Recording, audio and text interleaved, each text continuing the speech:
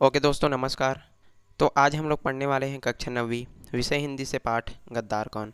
और इसको लिखे हैं श्री नारायण लाल परमार जी ने। और मैं सबसे पहले आपसे माफ़ी चाहूँगा क्योंकि जो मेरा वीडियो है बहुत लंबे समय से गैप हो चुका था, लेकिन अब से जो वीडियोस हैं वो कंटिन्यू आते रहेंगे। तो चलिए बिना किसी देरी के पढ़ना शुरू करते हैं। नारायण लाल परमार का जन्म 1 जनवरी 1927 को हुआ था। वे छत्तीसगढ़ में नई कविता के प्रारंभिक कवियों में से एक थे। मतलब नारायण लाल परमार जी का जन्म कब हुआ था? 1 जनवरी 1927 को जो है हुआ था। और वे कौन थे? छत्तीसगढ़ में जितने भी नई कविताएं थी उनके रचना करने वाले प्रारंभिक कवियों में से क्या थे? एक थे। वे हिंदी छत्तीसगढ़ी के ख्याति नाम कवि थे। बच्चों के लिए भी उन्होंने कई विधाओं में बहुत सी किताबें लिखी। तो वे जो है अपनी जो कविताएं हैं हिंदी और छत्तीसगढ़ी दोनों ही भाषाओं में लिखते थे। साथ ही साथ बच्चों के लिए भी उन्होंने कई प्रकार की जो किताबें हैं उन्होंने लिखी है। उनकी प्रमुख कृतियां हैं, तो चलिए देखते हैं कौन कौन सी उनकी प्रमुख कृतियां हैं, प्रमुख लेख हैं। रोशनी का घोषणा पत्र, कांवर भर धूप, खोखले शब्दों के खिलाफ, सब कुछ निष्पन्द है तथा विस्मय का वृंदावन। तो ये उनकी क्या है? प्रमुख कृतियां हैं, प्रमुख उनकी रचनाएं हैं। साहित्य के क्षेत्र में उनके उल्लेखनीय योगदान के लिए उन्हें मुक्तिबोध सम्मान मिला। और 27 अप्रैल 2003 को उनका क्या हो गया? निधन हो गया। तो ये था दोस्तों श्री नारायण लाल परमार जी का छोटा सा परिचय। तो चलिए अब पाठ की तरफ आगे बढ़ते हैं। तो पाठ का नाम है गद्दार कौन। तो इसमें हम जो है जानेंगे कि वास्तव में गद्दार कौन था। तो चलिए आगे बढ़ते हैं, पढ़ना शुरू करते हैं। और इसको जो है मैं पूरी तरीके से आपको अच्छे से समझा दूंगा। वीडियो को आपको अंत तक देखना है। नवलगढ़ राज्य में यह प्रथा चली आ रही थी कि हर साल दशहरे के दिन राजधानी में एक बड़ा सा मेला भरता। तो एक राज्य था, राज्य का क्या नाम था? नवलगढ़ राज्य। और वहाँ यह प्रथा चली आ रही थी कि क्या होता था? दशहरे के दिन, हर साल दशहरे के दिन वहाँ की जो राजधानी होती थी, उस राज्य की क्या होती थी? राजधानी होती थी। तो वहाँ पर एक बड़ा सा मेला भरता था, बड़ा सा मेला वहाँ पर लगाया जाता था। तो प्रजा का जो हर व्यक्ति राजा को अपनी शक्ति के अनुसार क्या करता था? भेंट चढ़ाता था। मतलब वहाँ के जितने भी प्रजाजन थे वो क्या करते थे कि दशहरे के दिन अपने राजा को क्या करते थे? जो भी उनकी शक्ति है तो उसी के अनुसार उनको राजा को क्या करते थे? भेंट चढ़ाते थे। कोई जो है अनाज चढ़ा देता था, कोई कपड़े चढ़ा देता था। तो अलग अलग प्रकार से जो व्यक्ति थे, वहाँ की जो प्रजा थी, वो अपनी राजा को जो है क्या करती थी? भेंट चढ़ाती थी। राजमहल खूब सजाया जाता। मतलब जो राजमहल था, राजमहल मतलब राजा का महल, उसको जो है बहुत अच्छे ढंग से खूब तरीके से सजाया जाता था। नगर में कम उत्साह नहीं रहता, यानी कि जो नगर के लोग थे वो बहुत क्या होते थे? उत्साहित होते थे। क्यों उत्साहित होते थे? क्योंकि उस दिन क्या भरता था? बड़ा सा मेला लगता था। आप खुद जो है सोच सकते हैं कि यदि आपके गांव वगैरह में, आपके शहर वगैरह में जब मंडाई मेला का आयोजन होता होगा तो एक अंदर से क्या होती है? खुशी होती है, एक उत्साह होता है। दूर दूर से नृत्य मंडलियाँ आती, संगीत के कलाकारों का जमाव होता और रामलीला का तो जैसे अंत न होता। तो क्या किया जाता था उस दिन? जब बड़ा सा मेला होता था तो वहाँ पर दूर दूर से जो नृत्य मंडलियाँ थी वो आया करती थी। और बड़े बड़े संगीतकारों का भी वहाँ पर क्या होता था? जमाव होता था। और जो रामलीला है उसका तो मानो अंत ही ना हो, या मतलब जो रामलीला है वो लगातार जो है चलते रहता था। सचमुच राजधानी मानिकपुरी उस दिन सजी धजी दुल्हन से कम न लगती। तो जो राजधानी था उसका क्या नाम था? मानिकपुरी। तो जो राजधानी है वो उस दिन सजी धजी दुल्हन से कम नहीं लगती थी। यानी कि पूरा का पूरा उसको जो है ज़बरदस्त तरीके से सजा दिया जाता था। आई होप आप जो है इतने तक समझ चुके होंगे। चलिए आगे बढ़ते हैं। तो यहाँ पर क्या बताया गया है दोस्तों? तो उस साल भेंत इतनी अधिक चढ़ी कि राजा राम शाह खुद आश्चर्य में पड़ गए। तो जो राजा थे, राजा का क्या नाम था? राजा राम शाह, आपको इसको याद रखना है। तो उस साल भेंट जो इतनी चढ़ गई, यानी कि जो प्रजा थी वो राजा को बहुत अधिक मात्रा में क्या चढ़ाती थी? अपनी शक्ति के अनुसार भेंट चढ़ाती थी। तो उस साल जो भेंट है वो बहुत चढ़ गई, इतनी चढ़ी कि जो राजा थे राम शाह वो खुद आश्चर्य में पड़ गए कि इतनी भेंट कैसे चढ़ गई करके। उन्होंने राजा साहब की तारीफ के पुल बांध दिए और उनकी तुलना भगवान श्री रामचंद्र जी से करने लगे। तो जो राजा राम शाह थे वो क्या हो गए? एकदम आश्चर्य में पड़ गए। तो उन्होंने क्या कर दिया? राजा साहब की जो है पुल बांध दिए। मतलब आप जो है श्री रामचंद्र जी से कम नहीं हैं, ऐसे करके। वे यह कहने से भी नहीं चूके कि संसार में ऐसा कोई राज्य है तो वह नवलगढ़ राज्य जिसमें शेर और बकरी एक ही घाट का पानी पीते हैं। तो यहाँ पर आपको समझना ये है कि शेर और बकरी एक ही घाट का पानी पीते हैं, मतलब सब लोग जो है आपस में मिलजुल करके यहाँ पर रहते हैं, ऐसा करके उसको बताया गया। राजा साहब सुनकर खुश हुए। पंडित राम भगत को पुरोहित कम और अपना दोस्त अधिक समझते थे। तो यहाँ पर आपको समझना ये है कि जो पंडित राम भगत थे वो क्या थे, वहाँ के राजपुरोहित थे। तो जो राजपुरोहित थे वो राजा साहब की क्या करते थे, एकदम उनकी तारीफ़ें कर देते थे। और वो क्या बोलते थे कि राजा साहब जो नवलगढ़ राज्य है उसमें शेर और बकरी जो है एक ही घाट पर पानी पीते हैं। तो जो राजा साहब है वो एकदम सुन करके क्या हो गए, खुश हो गए। जो राम भगत हैं उनका जो राजपुरोहित थे उनके बातों को सुनकर। और जो राजा हैं वो क्या करते थे कि राजपुरोहित है उनको अपना जो राजपुरोहित कम और अपना क्या दोस्त अधिक समझते थे। अधिक प्रसन्नता प्रकट करने के लिए उन्होंने पंडित जी को ढेर सारी क्या कर दी, स्वर्ण मुद्राएं भेंट कर दी। अब राजा जो है, राजा के पास जो है स्वर्ण मुद्राएं बहुत अधिक मात्रा में थी और राजा के पास जो है सोने चांदी के जो चीज़ें होती है वो बहुत अधिक मात्रा में होती है। तो खुश में आकर के जो राजपुरोहित है उनको भेंट कर देते हैं, कौन, राजा साहब। रात को पंडित जी घर में पंडिताइन से कहने लगे कि यह बूता पंडित राम भगत का ही है, जिन्होंने राजा साहब को यश चारों ओर दिशा मतलब फैला दिया है। तो जो है घर में जाते हैं कौन, जो राजपुरोहित होते हैं वो, और अपनी पत्नी से यह कहने लगते हैं, अपनी खुद की क्या करने लगते हैं, वो बड़ाई करने लगते हैं कि जो राजा साहब की जो यश है यानी कि जो उनकी ख्याति है उनको फैलाने का कार्य किसने किया है, मैंने खुद किया है, ऐसा करके वो जो है अपनी पत्नी के सामने बोलने लगता है। राजा साहब उनकी हर बात को आदर पूर्वक मान लेते हैं। मतलब जो राजा होते हैं, जो राजा थे वो उनके जो राजपुरोहित हैं उनकी बातों को अच्छे से मान लेते थे। दूसरे राजाओं की तरह वे विलासी या आराम तलब नहीं थे। मतलब वो जो है अपने प्रजा का ध्यान रखने वाले राजा थे और वो किसी प्रकार का भोग विलास या आराम करने वाले राजा नहीं थे। वे प्रजा की भलाई का ही सदा ध्यान रखते थे। मतलब जो राजा थे वो क्या करते थे, जो राजा राम शाह थे वो क्या करते थे कि वो अपनी प्रजा की भलाई के लिए सदैव क्या करते थे, ध्यान देते थे। प्रजा भी उन्हें सच्चे मन से चाहती थी और जो प्रजा थी वो अपने राजा को भी सच्चे मन से चाहती थी। जीवन की सफलता के अनेक रहस्य उन्होंने राजा साहब को सिखलाए हैं। यानी कि जो राजपुरोहित हैं राम भगत, वो राजा जी को बहुत सारी जो बातें हैं वो सिखाते थे। इस तरह नींद आने के पहले पंडिताइन यह मान गई कि सचमुच उनके पति नवलगढ़ राज्य की एक बहुत बड़ी हस्ती हैं। तो वो जो है बातें करते रहते हैं अपने पत्नी के साथ और उनकी जो पत्नी है वो क्या मान लेती है कि वास्तव में सचमुच मेरी जो पति हैं वो क्या है, नवलगढ़ राज्य के एक बहुत बड़े हस्ती हैं, ऐसा करके। पंडित राम भगत जब कभी समय मिलता अपनी इस विद्या की थोड़ी बहुत वानगी अपने इकलौते पुत्र रामचरण को दे देते थे। जो राम भगत थे वो क्या थे, पुरोहित थे दोस्तों। तो उनका एक पुत्र था, इकलौता पुत्र, उसका क्या नाम था, रामचरण। आपको इस नाम में जो है कंफ्यूज नहीं होना है, तो इसको अच्छे से आपको समझना है। तो जो राजपुरोहित थे उनका नाम था राम भगत और राम भगत का एक पुत्र था, उनका क्या नाम था, रामचरण। तो जब भी जो पंडित थे कभी भी उनको समय मिलता था तो कुछ विद्या जो है, कुछ बातें जो है अपने पुत्र रामचरण को भी वो जो है बता देते थे। उनको यह विश्वास था कि एक न एक दिन जब राजा राम शाह की जगह उनका पुत्र लेगा तो उनकी जगह भी रामचरण बखूबी ले लेगा। तो जो राम भगत थे, जो राजपुरोहित थे, उनका क्या विश्वास था कि जब जो है राजा राम शाह के पुत्र जो है क्या बनेंगे, राजा बनेंगे, तो मेरा पुत्र क्या बन जाएगा, रामचरण क्या बन जाएगा, वो भी राजपुरोहित बन जाएगा, ऐसा करके उनको विश्वास था। और वे जो है थोड़ी थोड़ी विद्या उनको दे दिया करते थे। अभी तो राजपुत्र और ब्राह्मण कुमार की पढ़ाई अलग अलग होने लगी। मतलब जो राजा का पुत्र था, कौन, जो राम शाह जो राजा थे उनके पुत्र, और जो राम भगत हैं उनके पुत्र, इन दोनों की पढ़ाई कहाँ हुई थी, अलग अलग हुई थी। एक दिन ऐसा भी आया कि राजा राजेंद्र शाह राजा हुए और पंडित जी का बेटा उनका राजपुरोहित।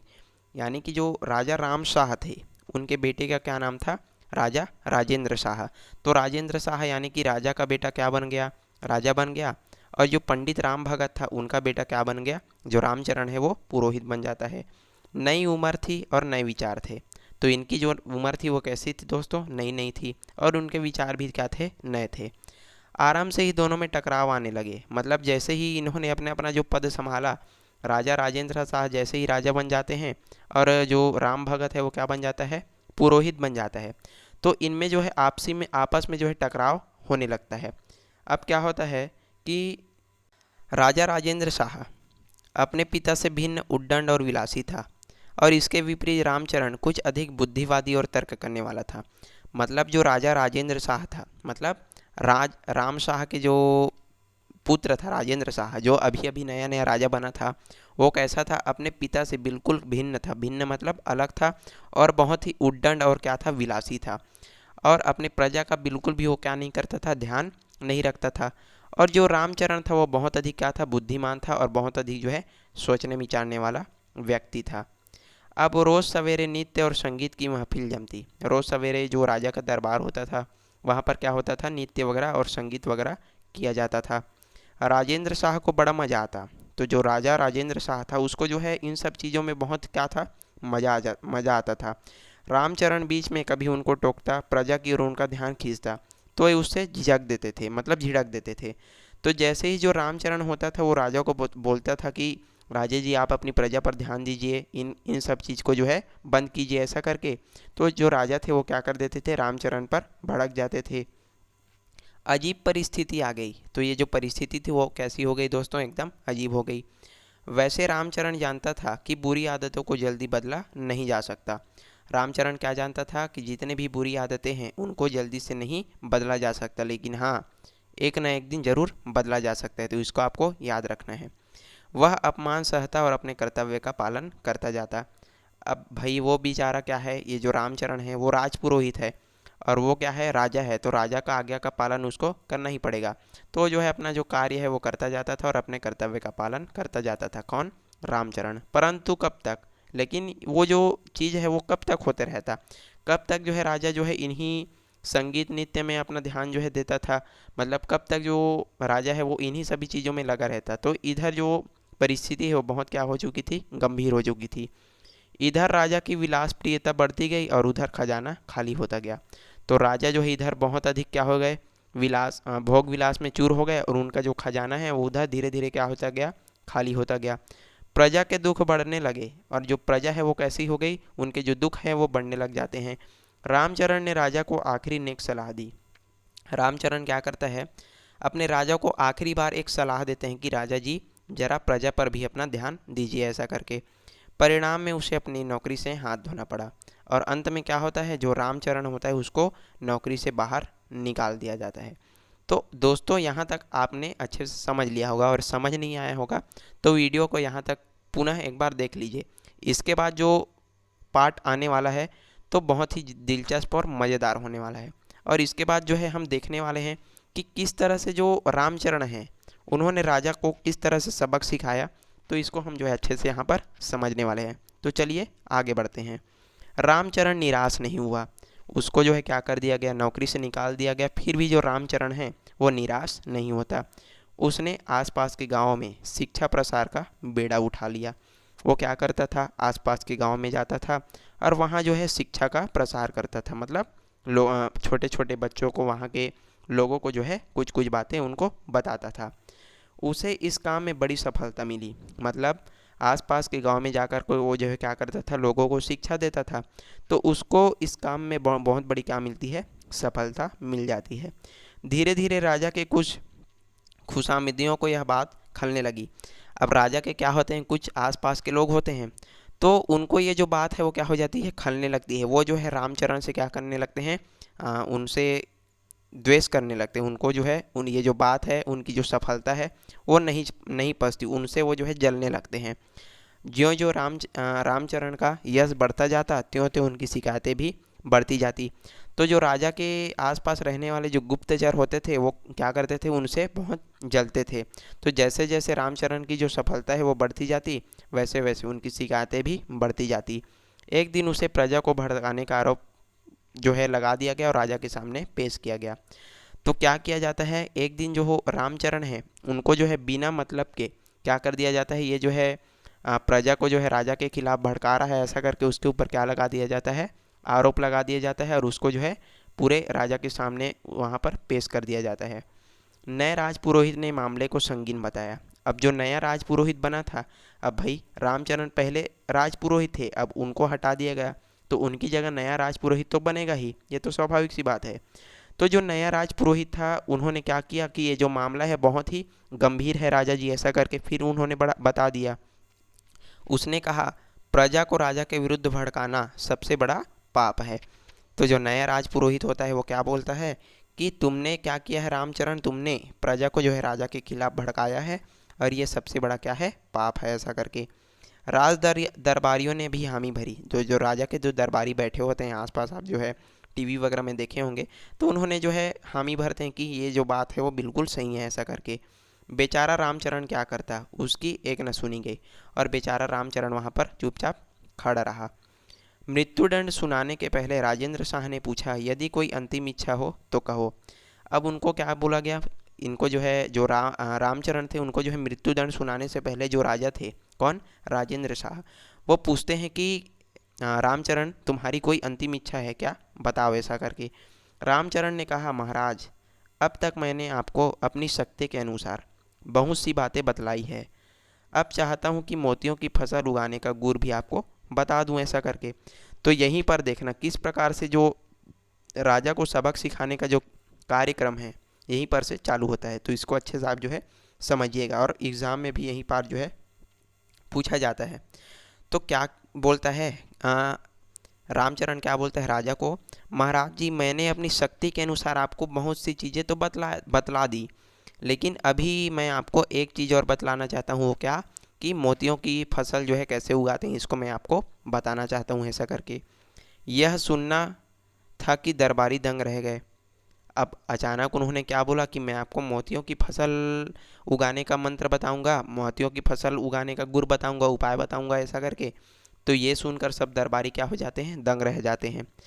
कुछ लोगों को शंका हुई कि यही कि वो धोखा देकर भाग न जाए, और कुछ लोग क्या करने लगे, शंका करने लगे कि ये जो है हमको धोखा देकर भागने वाला है, ऐसा करके। परंतु राजा ने उस पर विश्वास किया, लेकिन राजा उस पर क्या कर लेते हैं, विश्वास कर लेते हैं।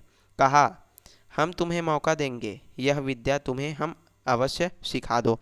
तो जो राजा राजेंद्र शाह थे वो रामचरण को कहते हैं कि रामचरण, हम तुमको जो है मौका देते हैं, और तुम जो है मोतियों की फसल कैसे उगाते हैं, कैसे मोतियों की फसल जो है करते हैं उगाने की, तो उसको जो है हमको सिखा दो, ऐसा करके। राजा से आज्ञा लेकर रामचरण अपने काम में जुट गया। अब उन्होंने, राजा उनको जो है विश्वास कर लेते हैं, उनको जो है छोड़ देते हैं, और वो जो है अपने काम में लग जाता है। उसने कुछ बीघे अच्छी ज़मीन ली, उसे जोत कर उसमें गेहूँ डलवा दिए, और शर्त यह रखी गई कि वह अपना काम चुपचाप ही करेगा, कोई भी उसमें बाधा नहीं डाल सकेगा। तो रामचरण ने राजा के सामने बोल दिया था कि मैं जो काम कर रहा हूँ उसमें कोई किसी भी प्रकार का बाधा नहीं डालेगा, मैं अपना काम जो है चुपचाप करूँगा, ऐसा करके। और उसने जो है खेत को जोत लिया, और उसमें क्या डाल दिया था, गेहूँ का दाना डाल दिया था, मतलब गेहूँ डाल दिया था। तो इसको आपको नोट रखना है अपने दिमाग में कि उसने क्या डाला था, गेहूँ डाला था अपने खेत में। दुश्मनों ने बहुत चाहा कि देखे आखिर वह पंडित का बच्चा क्या करता है, परंतु वे रामचरण के काम की टोह न पा सके। समय पर अंकुर निकले, और फिर जो पौधे हैं वो बड़े हो गए। तो जो रामचरण के जो दुश्मन थे, जो उनसे जलते थे, वो क्या करते थे दोस्तों, कि उनके काम में जो है बाधा डालने का प्रयास करते थे, लेकिन वो इसमें सफल नहीं हो पाए, और धीरे धीरे उसमें जो फसल थी, जो गेहूँ थे, उसमें जो है अंकुर निकल गया, और धीरे धीरे जो पौधे हैं वो बड़े हो गए। एक धुंध भरी सुबह को रामचरण राजा और उसके मुसाहिबों को लेकर खेत पर पहुंचा।